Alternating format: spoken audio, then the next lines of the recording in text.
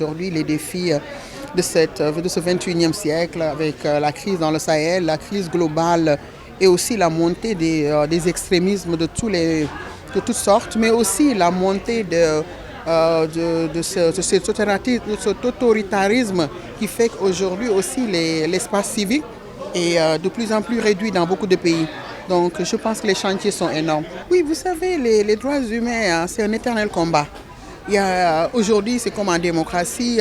En fait, pour tous les droits, les acquis, il faut les protéger. Il faut continuer à travailler. Vous avez vu ce qui se passe dans notre sous-région Afrique de l'Ouest. Après les années 90, les post-conférences nationales, on avait senti que l'Afrique de l'Ouest avait renoué avec des changements positifs dans l'intérêt du public. Qu'est-ce qu'on a vu depuis quelques années? La montée de l'autoritarisme, on a vu le retour des coups d'État, on a vu aussi le retour en quelque sorte de toutes ces crises sécuritaires et la CEDEAO qui était très forte et affaiblie aujourd'hui. Vous avez vu l'Union africaine après 2000 avec l'acte constitutif, avec tous ces instruments qui donnaient beaucoup d'espoir. Vous vous souvenez, lorsqu'on parlait du NEPAD, de tout ça, les gens avaient beaucoup d'espoir.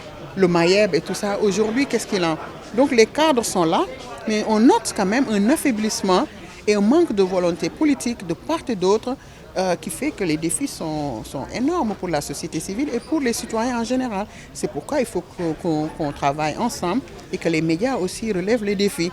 Parce que ces crises un peu partout en Afrique, souvent on ne voit pas aussi nos médias. Souvent on n'a pas les moyens d'envoyer des reporters, de les sécuriser, de faire en sorte qu'ils puissent vraiment donner la perspective africaine par rapport à toutes ces crises. Et je pense que c'est quelque chose aussi qu'il faut regarder. On a échoué, je pense que c'est un combat, chacun fait sa contribution. La société civile n'est qu'un des maillons de la chaîne. Et si tout le monde joue le jeu dans la chaîne, il va de soi qu'on aura des réussites. Maintenant, s'il y a des maillons qui ne jouent pas le jeu au niveau de la chaîne, ça veut dire qu'on reprend toujours, on a l'impression qu'on reprend à zéro. Mais je pense qu'il y a beaucoup d'acquis et il faut sauvegarder les acquis. Je pense que toutes les institutions ont leur temps, il faut les revoir le fonctionnement, il y a des nouvelles demandes, il y a aussi des nouveaux défis et une institution qui n'est pas du tout innovatrice, qui ne suit pas le pas des besoins des citoyens. Aujourd'hui, l'Afrique est presque jeune. Aujourd'hui, la CEDEAO doit penser aux jeunes, doit penser aux populations. On a parlé de slogan, la CEDEAO des peuples avant. Mais est-ce que c'est la CEDEAO des peuples? Aujourd'hui, les peuples ne sentent pas cette CEDEAO.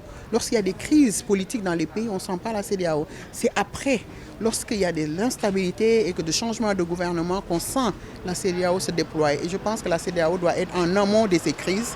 Et c'est pourquoi c'est important de revoir. Mais il est dangereux aussi de les affaiblir. Parce que vous savez aussi, nous, on n'a que ces institutions. C'est comme nos États. Si on les affaiblit, c'est nous qui perdons aussi. Ça veut dire que nos institutions ne sont pas parfaites. Il faut réviser les chartes. Il faut essayer de faire en sorte que ces institutions puissent répondre à certains défis. Mais si on remet en question tout et on essaie de les neutraliser, on aura le vide. Et je pense que la nature a horreur du vide. Si nous neutralisons notre CEDEAO, si nous discréditons la CEDEAO et l'Union africaine sans pour autant donner des solutions, il va de soi qu'on n'aura pas de solution. L'agenda actuel dans le monde obligera l'Union africaine et notamment son président à revoir, parce que l'agenda sécuritaire, que ce soit dans le Sahel, qui aura des impacts sur notre sous-région en général, devrait pousser l'Union africaine à revoir. Parce que vous savez, si nos États sont affaiblis, si la sécurité n'est pas gérée dans nos États, je pense que tous les efforts de développement vont être perdus. Et au-delà de ça, je pense que l'insécurité en ce moment va créer plus de violations des droits humains. C'est pourquoi je pense qu'une des priorités, c'est la protection, mais aussi faire en sorte que l'Afrique parle d'une seule voix, qu'on fasse tout pour qu'il y ait vraiment la priorité sur la sécurité en Afrique de l'Ouest et que l'Afrique puisse gérer sa propre sécurité. Lorsqu'on regarde ce qui se passe dans la sous-région, on a eu des acquis, comme je vous l'ai dit, entre les années 2000 jusqu'à récemment. Mais on a vu de plus en plus des restrictions par des lois. On a vu beaucoup de pays adopter des lois qui restreignent l'espace civique et restreignent la liberté des journalistes. On a vu aussi dans beaucoup de pays, les États peinent encore à adopter des lois sur l'accès à l'information pour faciliter le travail des médias, mais aussi la transparence en général. Et tout cela constitue aussi des obstacles. Mais ce qu'on a noté aussi, c'est qu'au niveau de l'Afrique de l'Ouest, on a vu les espaces se restreindre. Et un des maillons les plus faibles, c'est la régulation. On a vu que de plus en plus, nos organes de régulation, surtout des médias, sont affaiblis. Et ça aussi, ça crée un problème par rapport à la pérennisation des médias, mais aussi par rapport même à la relation avec les pouvoirs publics.